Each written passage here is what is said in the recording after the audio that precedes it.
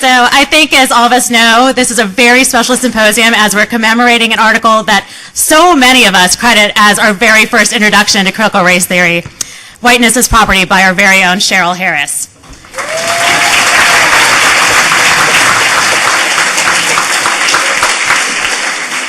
So over the next 2.5 days, we have an amazing lineup of panelists and panels. We have over 400 people registered. We have attendees and panelists who have come from not only all over the country, but all over the world to be with us here over the next couple of days. And as you know, such a massive undertaking also requires a lot of support. So I want to just make sure that we thank some of our sponsors who have donated to the CRS program to help us put on this symposium. So I would like to thank the UCLA Office of the Provost, the UCLA Office of Diversity and Faculty Development, the Rosalind and Arthur Gilbert Foundation, the Ann C. Rosenfeld Symposium Fund, Munger, Tolles, and Olson, and the UCLA Institute for American Cultures.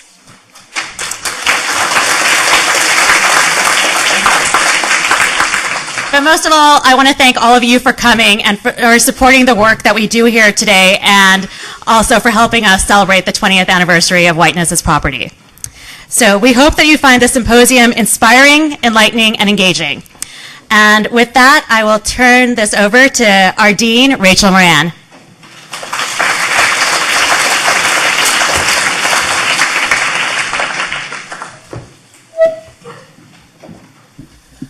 It's my great pleasure to welcome you to the 7th Annual Critical Race Studies Symposium here at UCLA School of Law.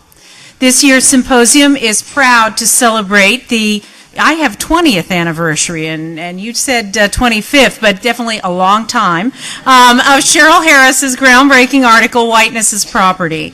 Before I say more about this seminal piece of scholarship and the way this conference means to engage it, I want to be sure that you all understand the uniqueness of UCLA Law's critical race studies specialization. UCLA Law is actually the only American law school with a critical race studies specialization, and it's one of a handful of law schools with several critical race theorists on its faculty. Cheryl Harris has played a key role in developing the program, leading it as director, and facilitating the growth of the critical race studies faculty. Her work and the work of other faculty in this program have put UCLA in the vanguard of racial justice advocacy and scholarship, serving as a model for legal education throughout the country and the world.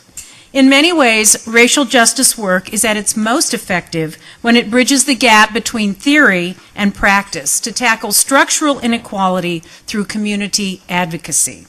Our program here at UCLA School of Law encourages graduates to do just that.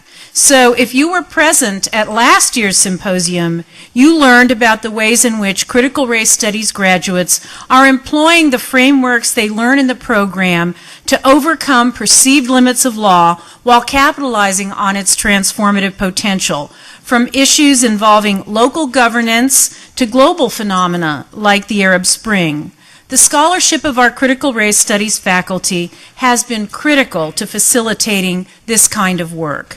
This is especially true of Professor Harris's Whiteness as Property. I was delighted to learn then that this year's symposium is honoring her work. I suspect that many of you already know this, but just in case you don't, Whiteness as Property is among the most widely cited law review articles, and its impact across the disciplines has been profound. Scholars in the humanities, social science, and the arts regularly engage this work. Now, this symposium provides a wonderful opportunity to reflect on both the genesis of Whiteness as Property and its scholarly trajectory, including the article's ongoing relevance to civil rights contestations, both at home and abroad. This occasion also affords us a chance to contemplate the future impact of this approach to understanding social and racial stratification. This event is also a singular moment for us to thank Cheryl for all the important work she does, not only for critical race studies, for the law school and for the university, but also for the broader community of advocates committed to racial justice. Thank you, Cheryl.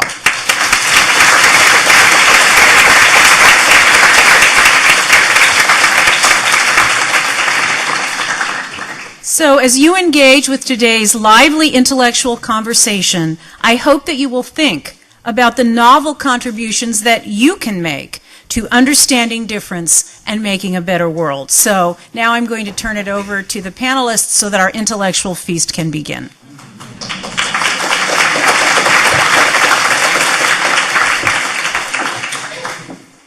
So before we turn it over to the panelists, I also want to introduce Belinda Tucker, who is the Vice Provost of the Institute for American Cultures. She is also Professor of Psychiatry and Biobehavioral Sciences and a Faculty Associate of the Bunch Center for African American Studies. And she has also been a huge, huge supporter of the Critical Race Studies program. So thank you for being here today.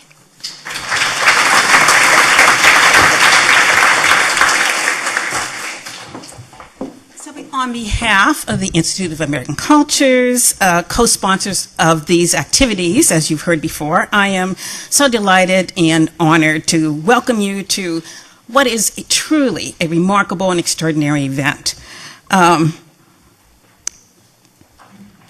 We celebrate, we analyze Cheryl Harris's incisive and timeless work. I recently read that Supreme Court Justice Ruth Bader Ginsburg was introduced at a function as the notorious RBG. Now, no doubt the person using that phrase took some flack, but as the word was originally used, it did not really have a negative valence. In fact, it meant legendary, renowned, celebrated.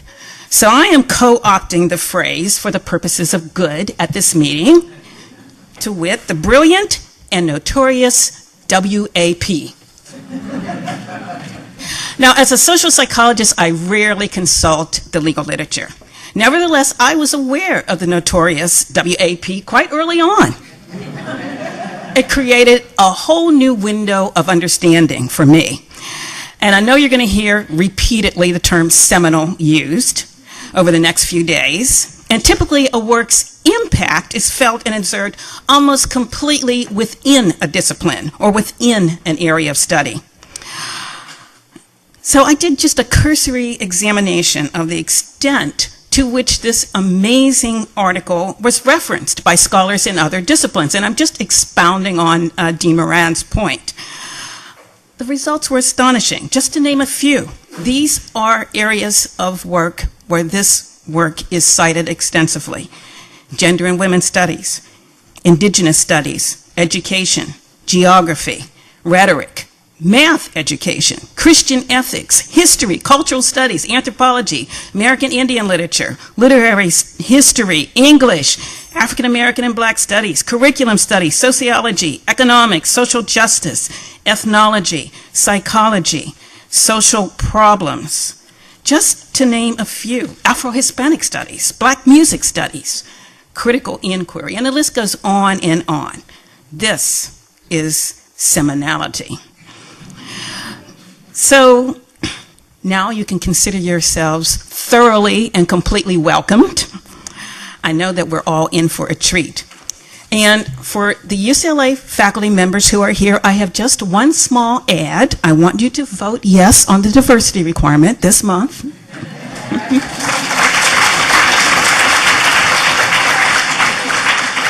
Thank you so much, and welcome.